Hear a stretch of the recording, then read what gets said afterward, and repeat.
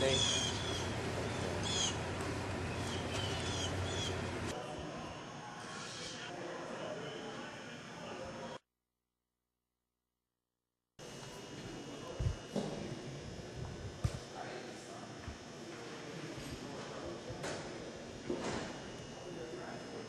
Lecture from Dr. Theo Casino.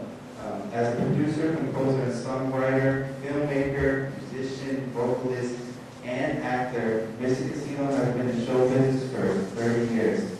His musical training began at the early age of 9 and included work with such musical giants as Stanley Tucci, Sue McCord, and George Benson. His hometown was Pittsburgh, Pennsylvania.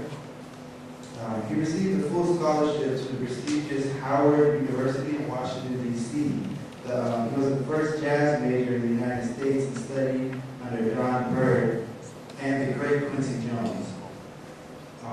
Over his 30-year career, he's played with numerous very famous artists such as Shirley Scott, Don Johnson, Bobby Keys, Robert Craven, Meatloaf, Donna Summers, Bob Marley, and Grace Jones, just to name a few. He played numerous benefit events and public events such as the White House Party, the American Cancer Society, President Nixon's inauguration in 1968, and the Orthopedic March and Soul Explosion to benefit the homeless. Dr. Casino has lectured on race relations in Miami at colleges and universities around the country, including UCLA, Harvard Law School, University of Chicago, and Morehouse College. He is the holder of honorary doctorate degree from Baylor College. Without further ado, I'd like to bring Dr. Leo Casino to the stage.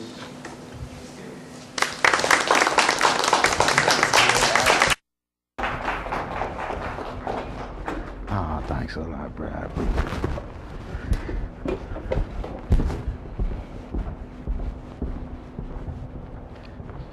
You know, I'm truly honored, to be here today and just looking out at your faces and thinking back to a time when I was in college. But it was a different period. I was a freshman in 1968, and the United States was embroiled in rebellion. Some like to call them riots, but I think it was honest indignation from black people all over this country that really stood up. To paraphrase some quotes from Reverend Dr. Martin Luther King, who I've met at least 7 or 8 times, and looking back to first meeting Reverend King was how small he was. A lot of you, when you hear his voice and hear his speeches, you think of this black man who must have stood as tall as Shaquille O'Neal. But Martin Luther King, I guess he was about 5'7", 5'6 and a half. First time I shook his hands, I noticed how soft his hands were. And I also noticed how approachable he was. That everybody that he came in contact with, he would greet them, he would shake their hands. I also remember that Reverend King, he owned an Oldsmobile.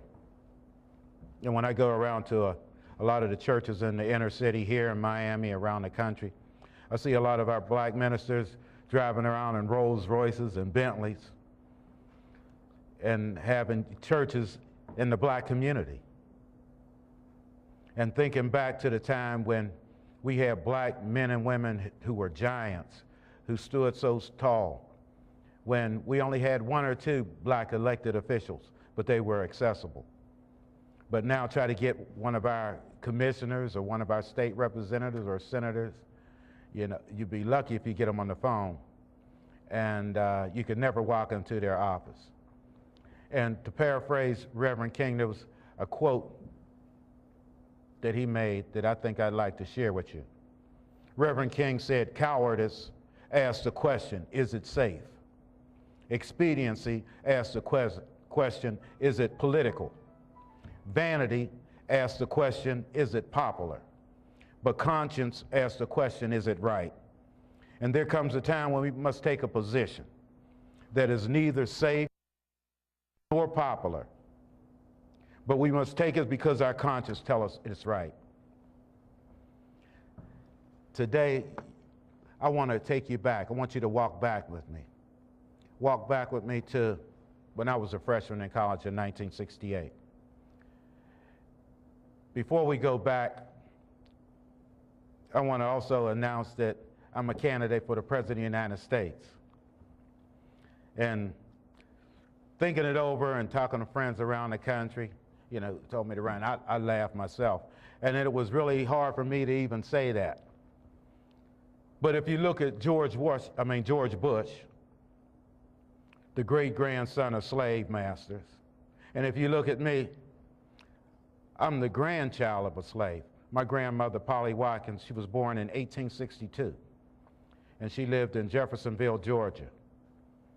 And some of the stories that she instilled in us as young children about how hard it was to live as a slave, and how she instilled in me the worst thing that I could ever be was to be a coward, was to ever turn my back on my people. How my grandmother told me if our people had fought as slaves, like people all over the world and throughout history that fought for their freedoms. Yes, we had minor rebellions, but we never had an organized rebellion to whereas that we could overthrow slavery. And being a slave, she said that was one of her deepest regrets. And she lived to be about 104 years old. But she was a little woman, but she was strong, and she taught us how to be men, how to be fighters, how to be proud. And then, so thinking back to the year 2000, Reverend Clinton King, he had ran for president in 1960. He ran against